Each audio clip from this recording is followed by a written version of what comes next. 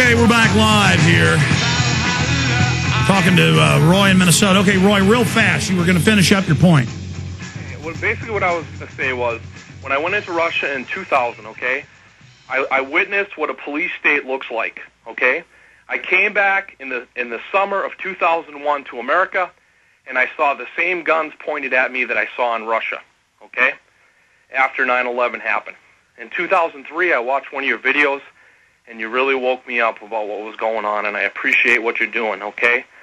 But the thing that just gets me so frustrated is because it's not just the conspiracy people that are talking about the stuff we're talking about right now. This stuff is common knowledge. Sir, listen, I appreciate your call. They write hit pieces on me every 2 days in major publications now. And they say Alex Jones is dangerous and insane. I mean, I can read these to you right now. I've got 6 or 7 of them here. I meant to get to them yesterday. In fact, later in the show, if I have time, I will. Jones thinks there's a plan to devalue the dollar. Jones thinks there's a plan for a global carbon tax. Jones thinks there's a plan for a new Bank of the World. I mean, I'm reporting what's in the news. So that's mind control. They're saying we're setting up world government, we're doing all of this, but it doesn't exist if you criticize it and don't want to go along with it. It's doublethink. It is Orwellian to the max. Let's talk to Earl in Texas. Earl, then Saul, Sheila, and others. Earl, you're on the air. Hey, Alex, thanks for taking my call, and thanks for the stand that you're taking for us as American people. And I just wanted to let you know, we received a letter from my daughter's high school the other day, and they are holding a town meeting on October the 20th at the high school about the flu shots, and they're wanting to better school us as parents to let us know what they think is best for our children. Yeah, they're going to brainwash you. They're going to have change agents, and this has now been admitted. It's been videoed. Obama handing out lab coats to people to pose as doctors. Some of them weren't doctors. In Houston, putting fake doctors into crowds, and that's who they're going to go to. I think it's great. I'll die if I don't take it. I like the Federal Reserve. I think Homeland Security should make it mandatory. You need to go to the event with the inserts. You can just go to any drugstore or go online. We've got them on InfoWars and Prison Planet in the flu section. And you can go in with print-ups of the insert, circled or highlighted, but go to Kinko's, you know, make copies, go to a copying place. Now I guess it's FedEx something, if I forget the new name. And just hand those out. And you may have cops in America walk over and go, see, a town hall is supposed to be about you speaking. But in America, you don't speak. So don't be surprised if the local deputy comes over and goes, you got a problem? What you doing handing those out, boy? You got authorization? This is Soviet Russia. This is Nazi Germany. And then you got to be calm and say, it's a town hall. I'm allowed to hand out the inserts of what's in this. Would you like one? But you're probably, and we need everybody to start videotaping this with little hidden camera pins, or they've got other little clip-ons you can put on, and then put it on YouTube showing them, because other people go to town halls, they go to school events, and they're staged. If you actually try to get up and ask a real question, they'll swarm you. They'll have their people up by the microphone. They'll tell you, get out of here. Because the locals have been told, you go along with this, you're going to get a piece of it. Just like Hardin, Montana or anywhere else. And, yeah, they're going to call you in. The schools are meant to take over the community, and then you're going to be told. And Obama's going to be on the TV set telling the kids what they've got to do. The Department of Education with daily announcements that was always planned with Channel 1, where they show them 15 minutes in second period. And again, if you don't like, this is the state taking over your community. Tell me more. Well, what they don't understand is, though, Alex, where I'm from, it's eye for an eye. And when they swarm me and tell me I can't have my freedom of speech, which is in the Constitution, I'm going to the event, and I am taking my video camera. Good.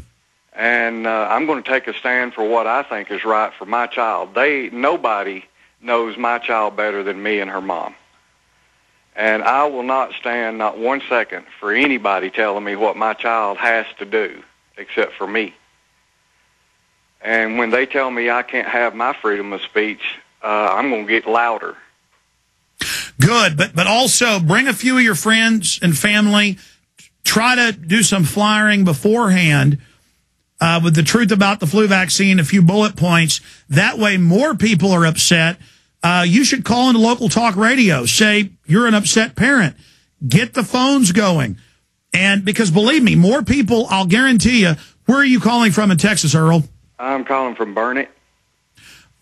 Burnett is just full of patriots. And so you guys, they call it a town hall. You go take that event over. We can do that. Anything else, Earl?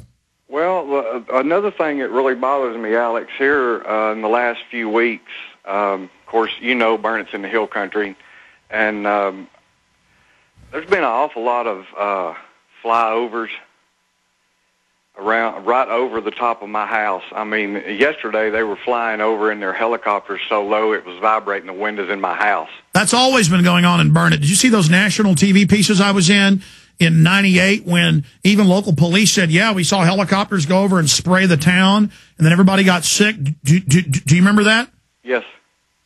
And what really bothers me, though, is in the last month, they have doubled in number as far as flyovers. Usually, used to there'd be just like one helicopter every day. Now there's 5, 6 to 10 helicopters every day. Are they Army, state police, or local police? They are Army helicopters. And I know that Fort Hood is probably about an hour and a half drive from me, but still, that many flyovers in one day, I don't understand. Well, they might be doing drills or something, but we know if they have pods on the bottom that they're scanning your house. And don't feel bad, everybody gets scanned. And it's all part of being slaves. Right. Well, Alex, if there's ever anything I can do to help you, I'm here for you. Well, God bless you. I'm here for you, too. I appreciate the call, Earl.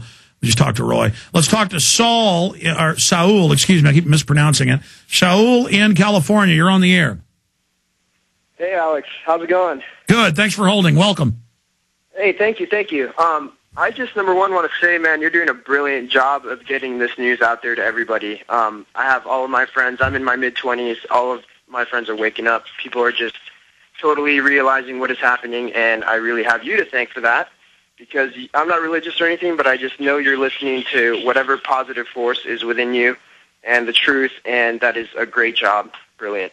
But I really wanted to talk about how I just don't think that we are ever getting to solutions. I mean, we point out a lot of problems. We know that there's a lot of things going on, a lot of corrupt mind control and manipulation with the currency and the military gaining more control by the day.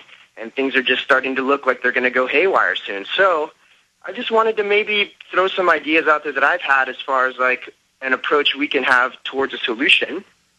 Sure, tell us your solutions, but then I'm going to differ with you at the end.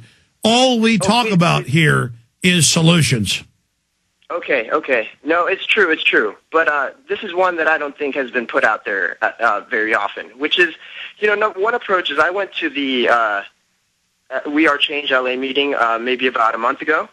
And, I came in, I started meeting all the people there, and I started realizing, you know what, we're all just going to jump in our cars, pump it full of gas, go eat our junk food at McDonald's or whatever to stay alive and go spend dollars.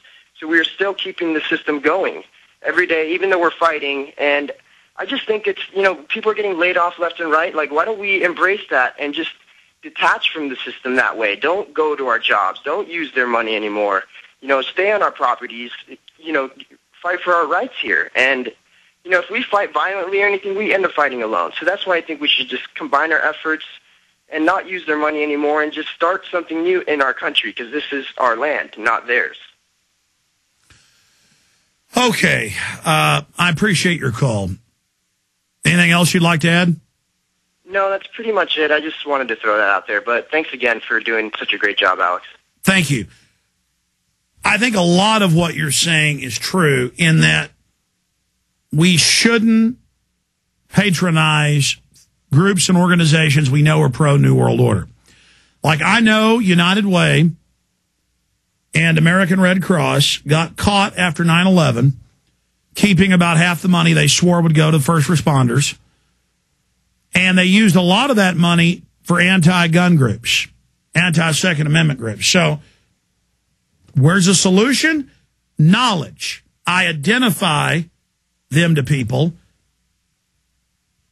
as bad guys. They get the best of us to think we're doing good, and then we go and give our money to them, and then they use it against us. You have to identify, you can't just try to do good. You have to do the research to know that what you're doing is hitting the mark.